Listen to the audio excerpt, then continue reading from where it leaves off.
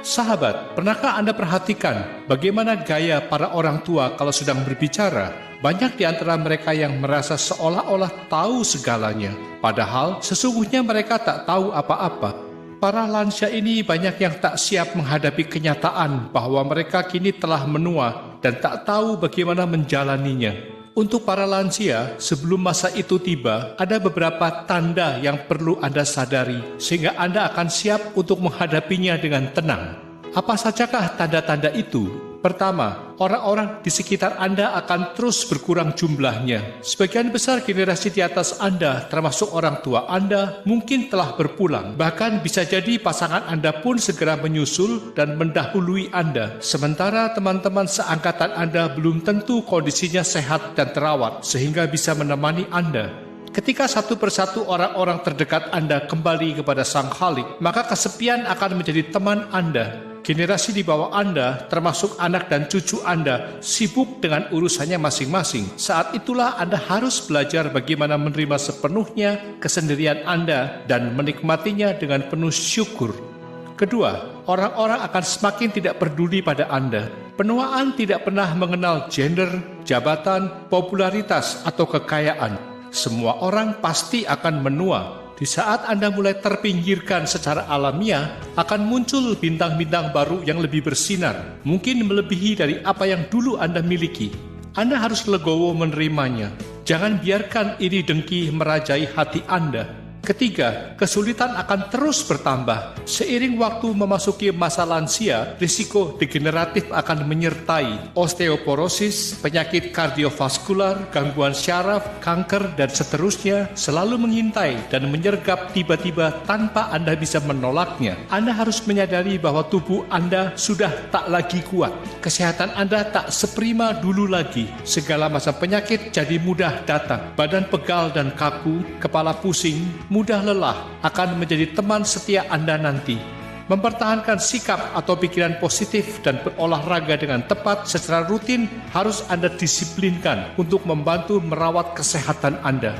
Keempat, kembali seperti bayi. Pada awal Anda dilahirkan, ranjang adalah tempat pertama Anda. Kelak, setelah Anda menyelesaikan siklus kehidupan, Anda akan kembali lagi ke ranjang. Bedanya, kalau dulu Anda dirawat ibu Anda, kini Anda dirawat orang lain, suster misalnya. Kalau ibu merawat Anda penuh kasih sayang, maka suster merawat Anda karena imbalan atau karena rasa kemanusiaan. Jadi, jangan menuntut lebih banyak pada mereka. Bersikaplah baik dan tetap bersyukur.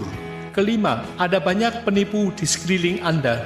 Hasil kerja keras di masa produktif yang Anda kumpulkan akan menjadi harta yang harus Anda jaga. Bukan hanya orang luar, orang-orang di sekeliling Anda pun bisa saja menginginkan uang Anda dan berusaha mengelabui Anda.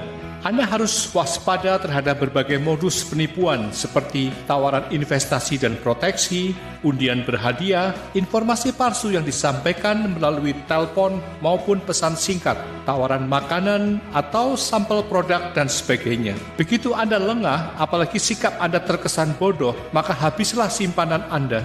Jadi, penting untuk melindungi harta Anda dengan baik dan membelanjakan uang dengan bijak, karena Anda takkan pernah tahu nasib Anda di hari esok. Lalu, bagaimana cara menjalani kehidupan di usia 60 tahun? Jalanilah kehidupan ini apa adanya, tak perlu ngoyo. Selalu bersyukur atas semua berkah yang Anda terima. Nikmatilah hidup dengan baik selagi masih bisa, karena semakin menua, kesempatan pun akan semakin berkurang. Hargai dan jagalah segala yang Anda miliki. Itu adalah hasil dari cucuran peluh Anda. Tak perlu ikut campur urusan orang, meskipun itu anak atau cucu Anda sendiri, apalagi sampai membebani diri sendiri. Selalu gembira dan berpikir positif, tak perlu berpikir aneh-aneh, apalagi suzon kepada orang lain. Tetap bersikap rendah hati, karena usia tua tak menjamin Anda lebih pintar atau lebih tahu dibanding yang lebih muda. Sikap sok tahu, sok pintar, sok pengalaman, dan seterusnya hanya akan berujung merendahkan orang lain. Mulailah mempersiapkan mental dan belajar melepas keterikatan duniawi. Ketika waktunya tiba, maka kita akan bisa meninggalkannya dengan tenang dan ikhlas. Jadi, apa hikmah yang bisa kita petik dari video yang diinspirasi oleh bukunya Zhou Daxin ini? Pertama, the sky gets dark slowly.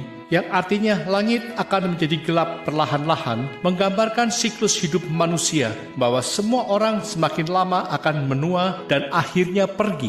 Kedua, hidup berlalu begitu cepat. 20 tahun yang lalu Anda masih gagah, sekarang rambut Anda sudah beruban. Ketiga, gunakanlah waktu yang tersisa dengan sebaik mungkin. Nikmatilah sisa usia dengan penuh syukur dan sukacita.